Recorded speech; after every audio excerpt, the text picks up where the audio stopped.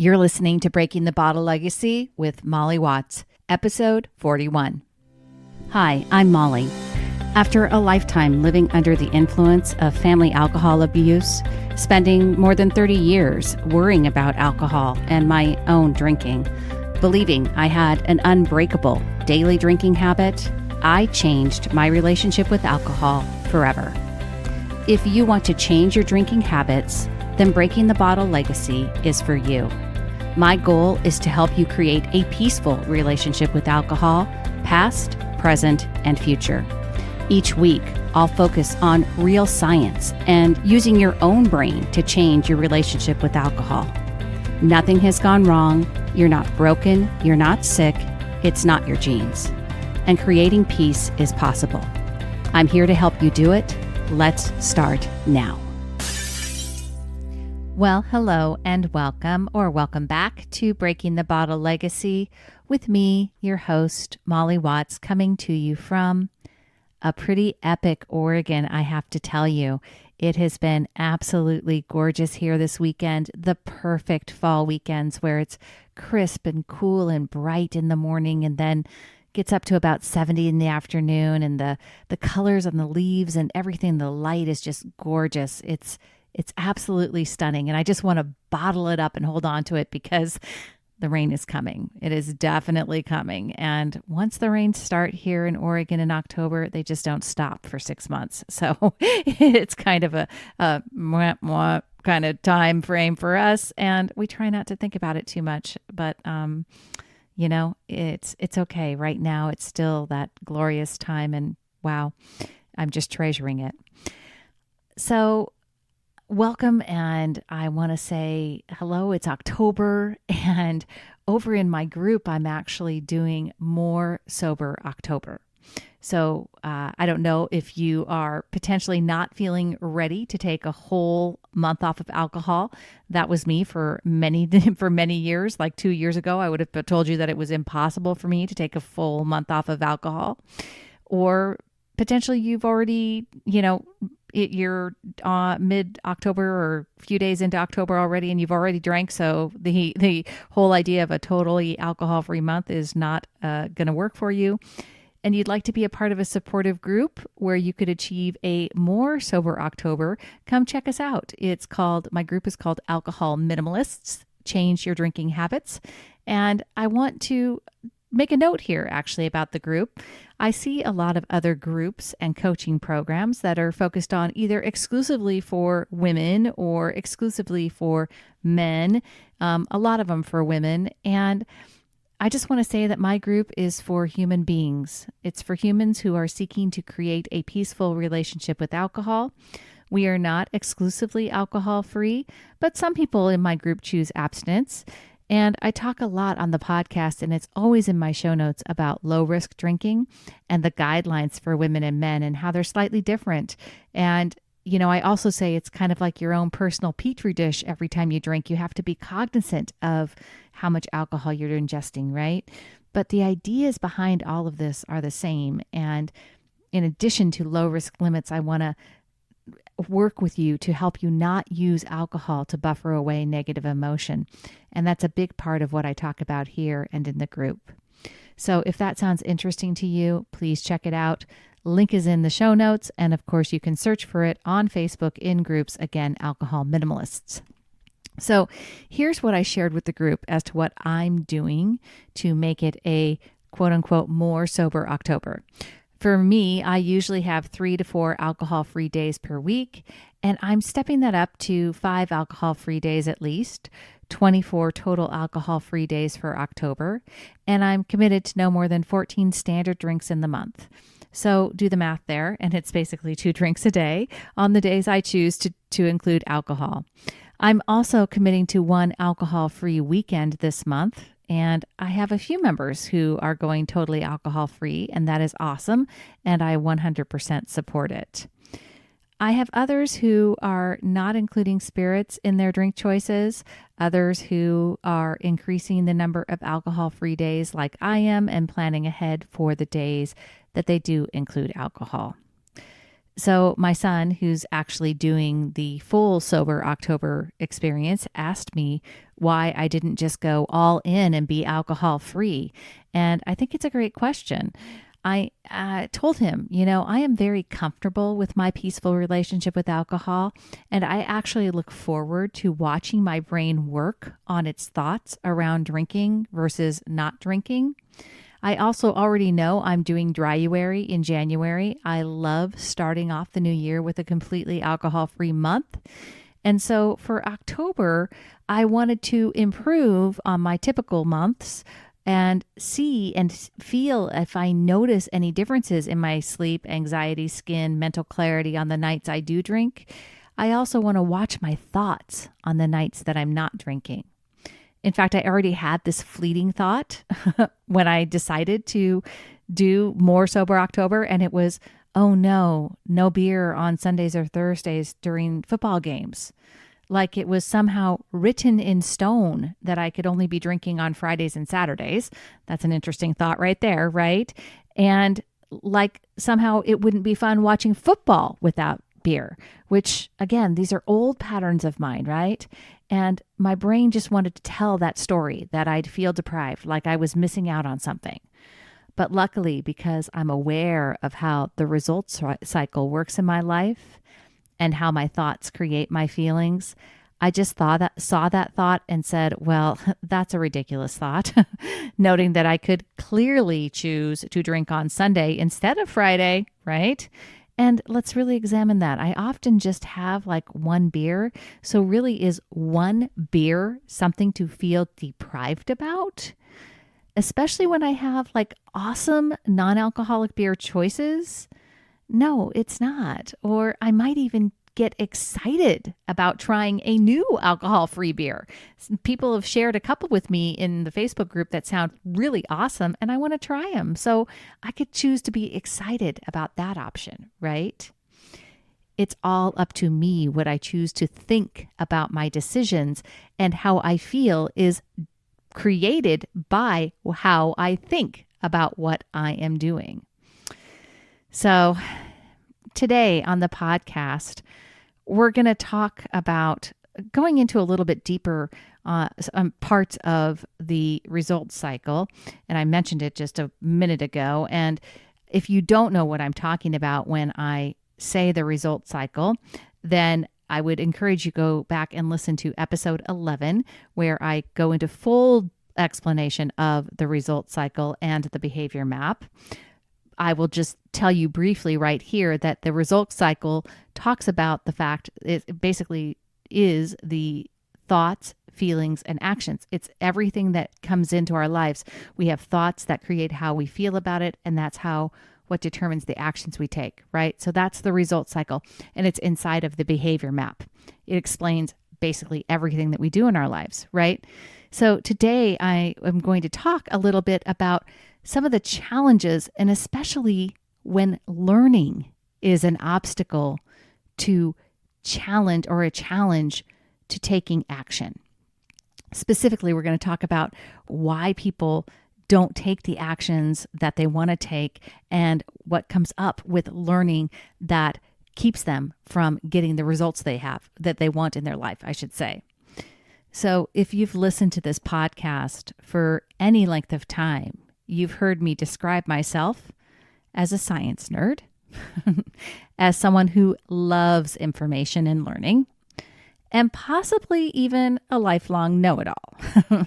Now, I say that I'm a know-it-all in a tongue-in-cheek, self-deprecating way, because if I've learned anything as I gotten older, it's that what I don't know is a lot more than what I do know.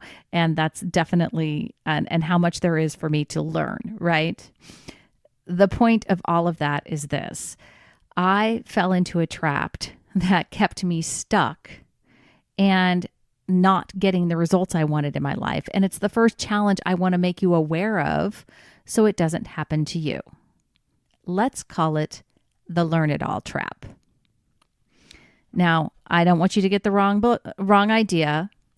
I fully believe that education and information was and is an absolutely critical piece for me for changing my relationship with alcohol.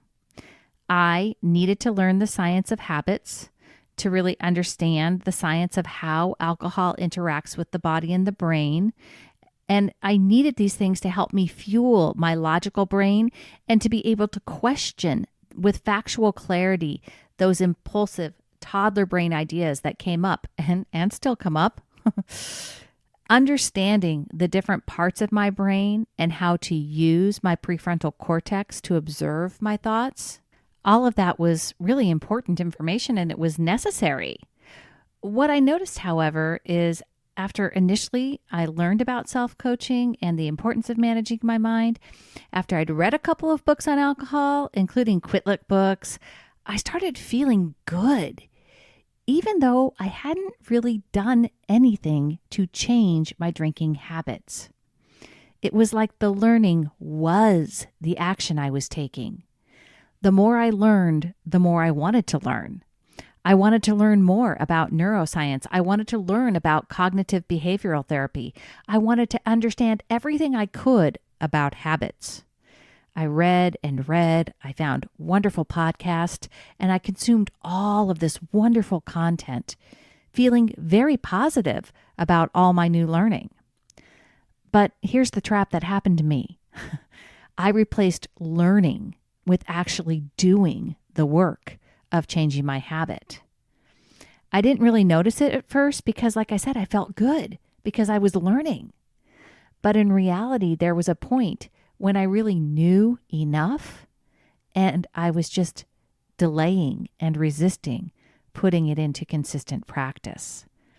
It was fits and starts. I'd dive in, I'd feel motivated and string together a few good days only to buckle at the first urge to drink and decide that I needed to learn it a little better, read something else to verify that what I was doing was the right way.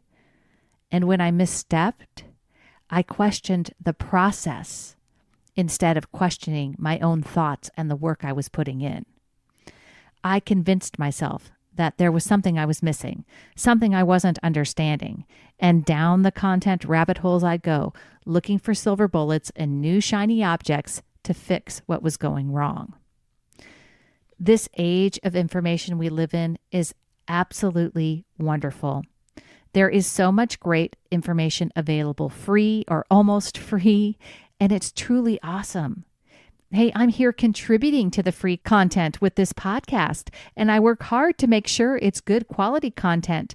So I want you to get a lot out of it. I wrote a book I'm proud of, and something I truly believe will help people change their relationship with alcohol. But there comes a tipping point when you should honestly ask yourself, do I really need to know more, or do I need to take action?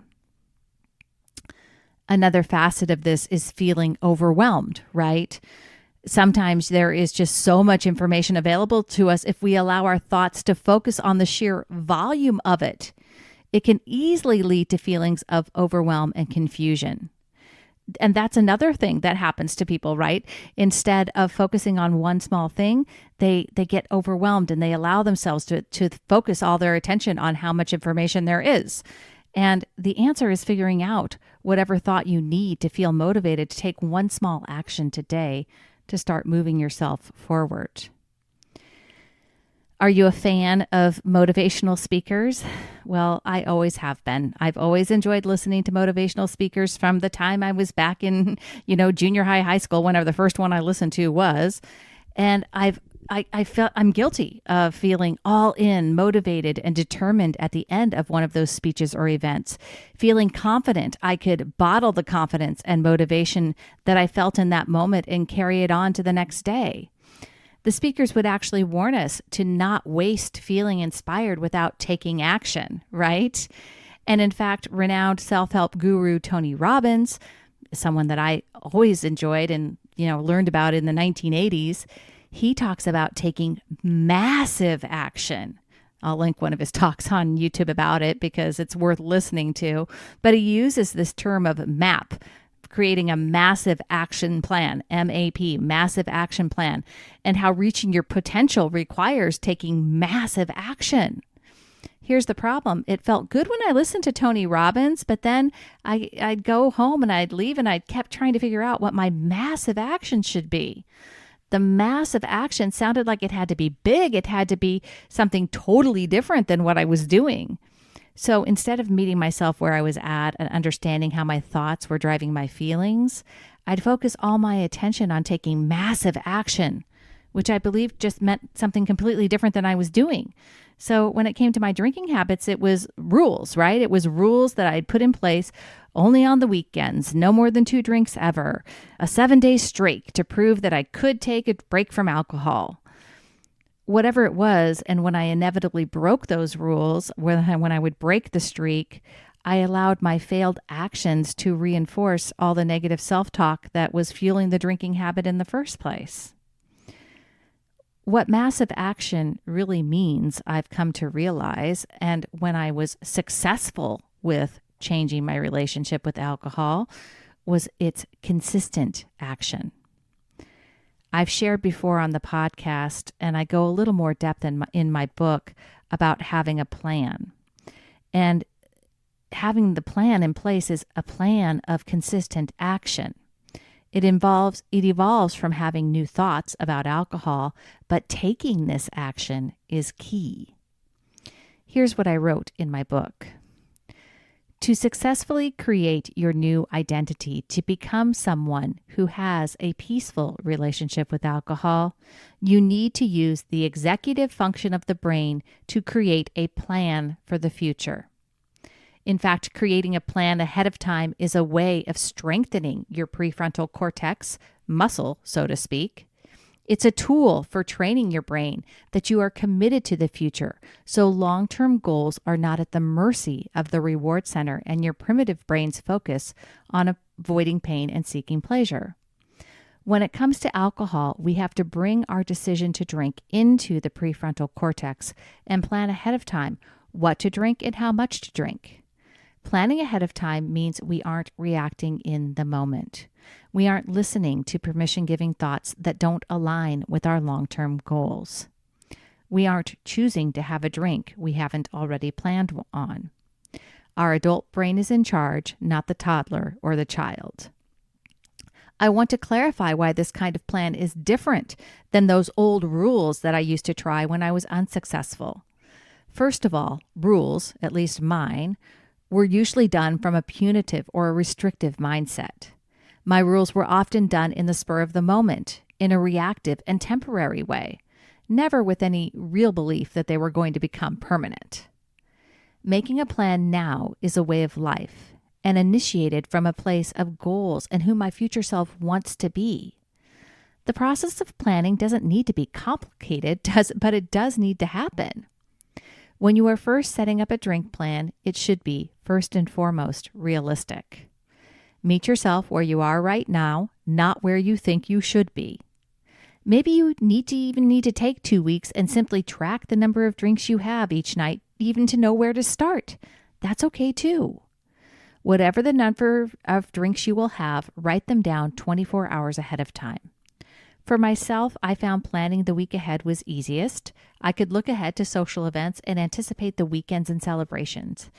I used an app on my phone, Google Keep, which is a note-taking app, and simply wrote down the day, date, and number of drinks. Some people would say you have to write down 4 12-ounce IPAs or 4 5-ounce glasses of Cabernet, but I would leave that decision up to you. For me, I knew my intentions, and if I drank 3 16-ounce cans of light beer, I also knew it added up to 4 standard drinks, not 3, and counted it accordingly in my plan. If you don't measure your wine pours, you may want to figure out how much your regular glass holds. And really, this is all about being mindful and making decisions that are based on long-term goals and not as a result of our toddler brain saying, I want it, and answering the urge.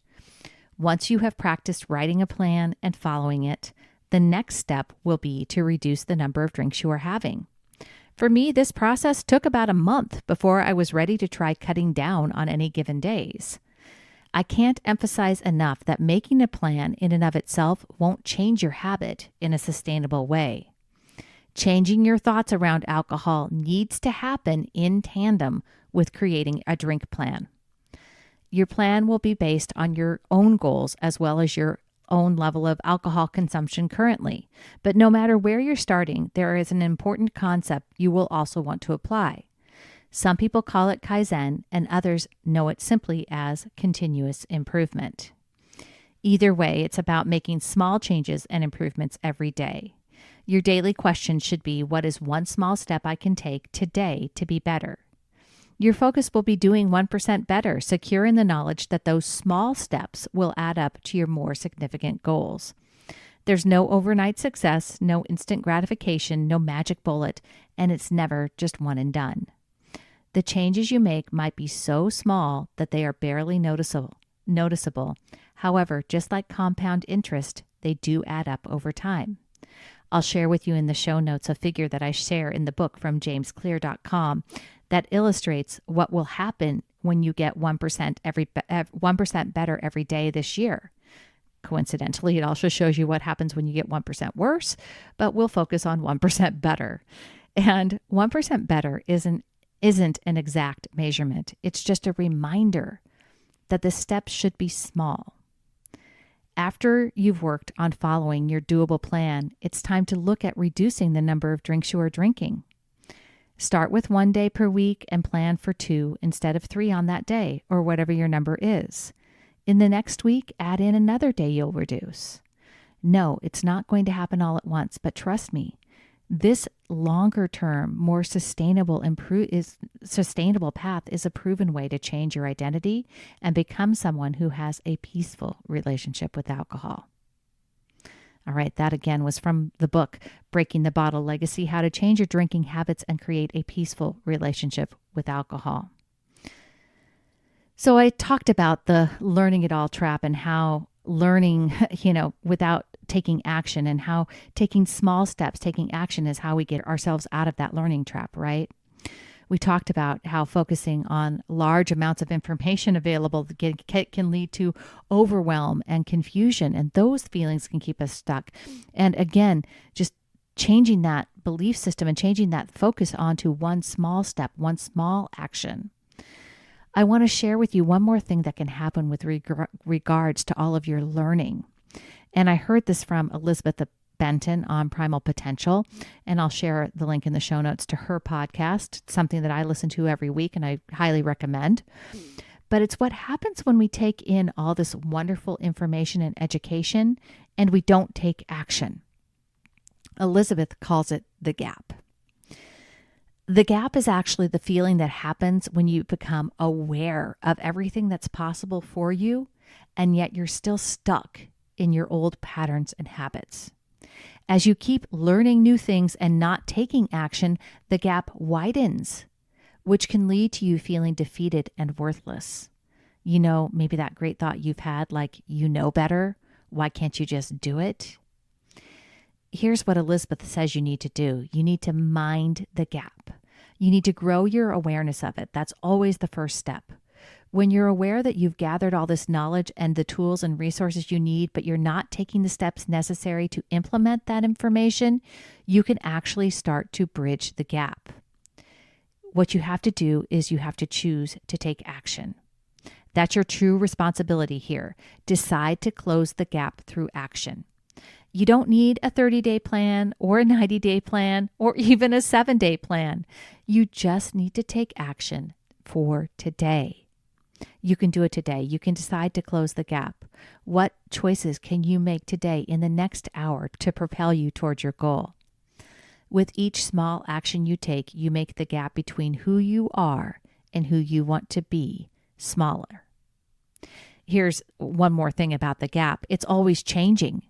As your goals shift and you change your lifestyle to fit them, the gap will get wider again. That's okay. It's normal. The key is to continue to mind the gap and take new actions to close it again. If you start to feel feelings of self-doubt, discouragement, because you're not taking the actions you quote unquote should be taking, recognize it and tell yourself, I'm feeling this way because I'm in the gap. I want you to really hear this. Your feelings of shame and unworthiness and defeat, they do not define who you are. They are absolutely not a reflection of your character or your ability to change and grow. They're just signals that the gap is widening. They provide an opportunity to mind the gap, to evaluate where you need to take action, and to reorient yourself to continue to pursue your goals. Take a moment right now to redirect your brain by asking it a question. What's one small step I can take right now? Small steps will ultimately close the gap and transform you from who you are into who you want to be. Elizabeth says, it is a real gift to desire to improve yourself. Not everyone has that desire. Some people are content to live their lives without changing at all. They're not interested in extending to that outer edge of the spectrum. They're not listening to podcasts. They're not reading the books or attending the events and workshops. They're not interested in growing. And so they're not creating a gap. If you've created a gap, it's because you are someone who wants to change their lives. You want a peaceful relationship with alcohol, and I know it's completely possible for you to get it. You have to take action. Small steps, consistent steps, looking for 1% better, and not allowing mistakes and missteps to derail you. Choosing compassion and curiosity, and stepping right back up and making a plan again for next time. All right. Thank you for being here this week. Thank you for listening. This has been all about when learning becomes your action of choice and how it can become an obstacle for change. I hope you've gotten something out of it. I will tell you that I know you've got at least enough that you need to know right now. And what you need to do now is take action. Keep going. If you would like to read the book, by the way, it's available on Amazon in pretty much any country you might be listening to this from. And if this podcast is helpful to you in any way, it would be great if you would leave a review. It supports the podcast and helps other people find it. And it's just a great way of sharing this content with other people so they can learn something too, right? All right. Until next time, my friends, choose peace. Thank you for listening to Breaking the Bottle Legacy. This podcast is dedicated to helping you change your drinking habits and to create a peaceful relationship with alcohol. Take something that you learned in today's episode and apply it to your life this week.